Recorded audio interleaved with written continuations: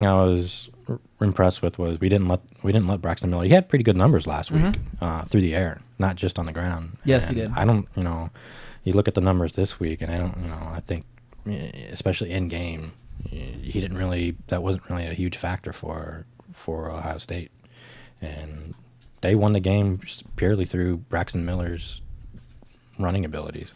Yeah, and I mean the as much as you don't want to focus on one player, I mean he was pretty much their offense through that entire game, and you can't.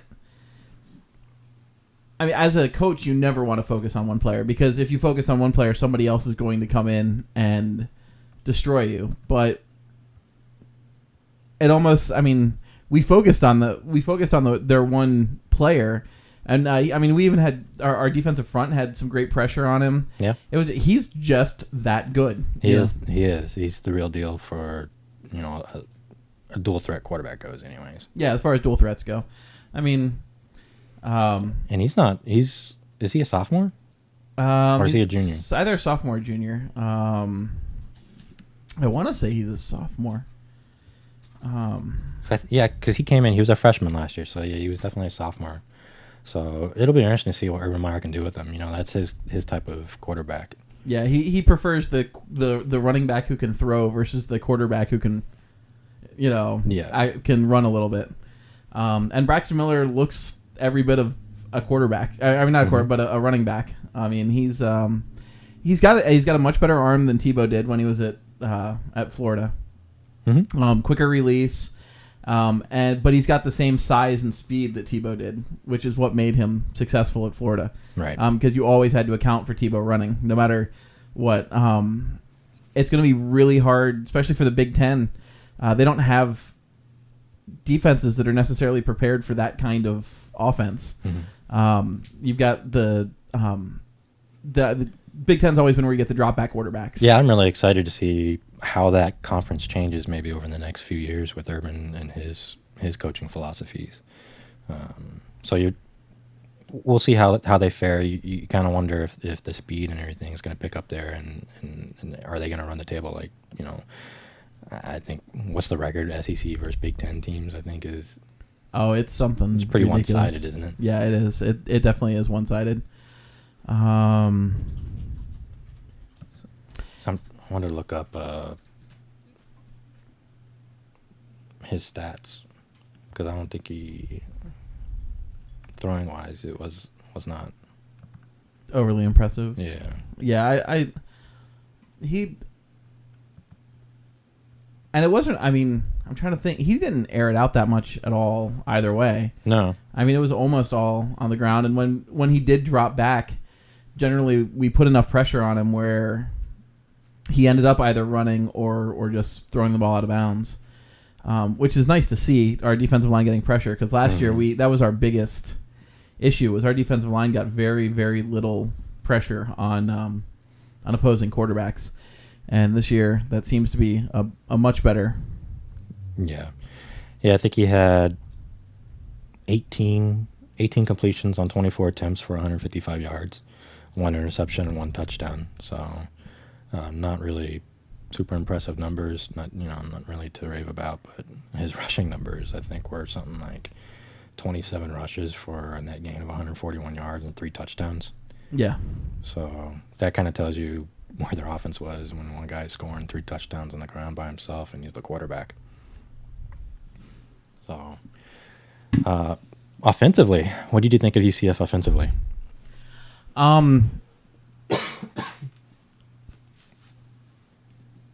There were some. It's hard to say. I mean, I liked watching Storm, and I know I'm pretty sure Storm was pulled because of blocking.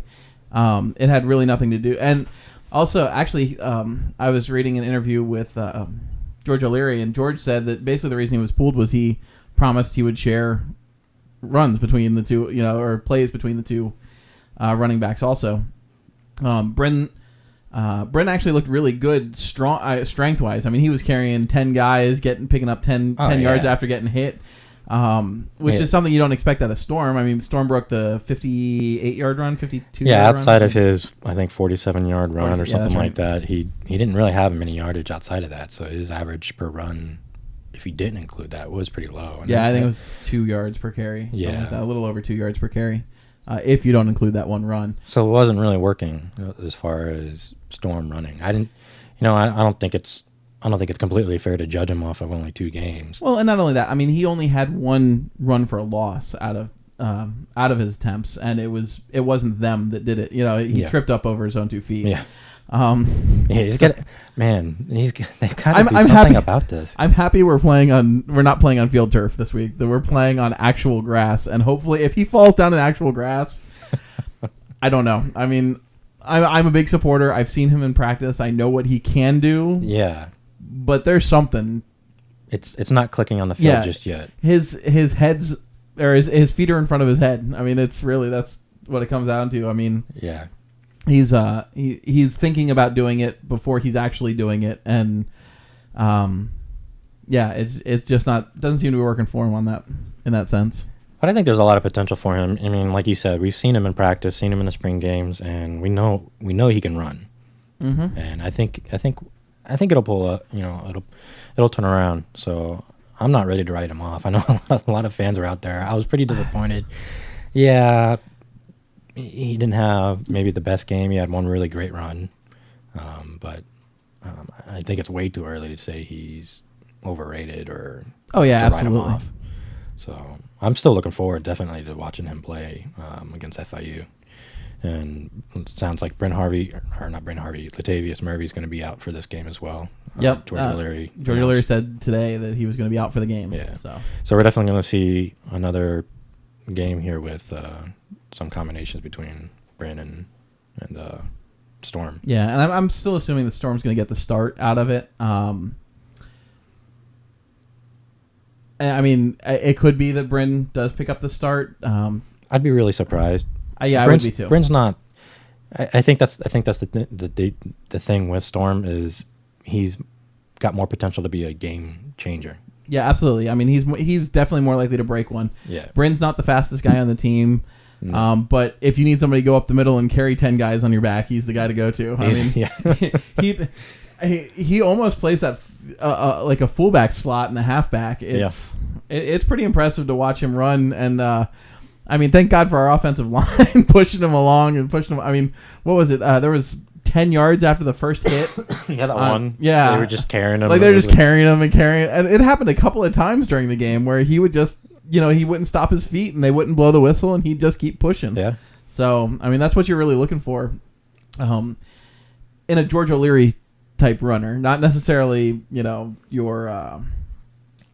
that's not what you're going to find on a lot of SEC teams and stuff like that. But George O'Leary wants the guys who will fight for extra yards. Yeah. So. Yeah, and Brent's definitely one of those guys. Definitely.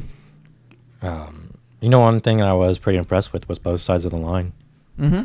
Offensive and defensive line. Yeah, the defensive line looked really good. Like I was saying, they were getting a lot of pressure on it. A family friend of ours actually had a sack in the game, so that was kind of nice. I'll talk about that later. Yeah. Wife was definitely excited on that one.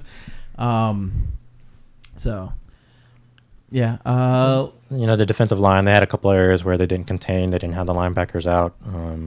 Great plays. Yep. Great plays by Braxton, but certainly things that we could probably work on. But overall, they got a lot of pressure. They didn't let that offensive line just push them around in most plays. And so I was pretty impressed. I mean, you look at some of the boys, them boys are beefy. On the Ohio State line. Yeah, and I was impressed with the stunts we were running on both the defensive and offensive lines. I mean, we were pulling guys. We had there were a couple plays where it looked like we had 3 down linemen, but they weren't actually down line. It was so it was confusing, which was a good thing. I've never been confused by by one of our defenses.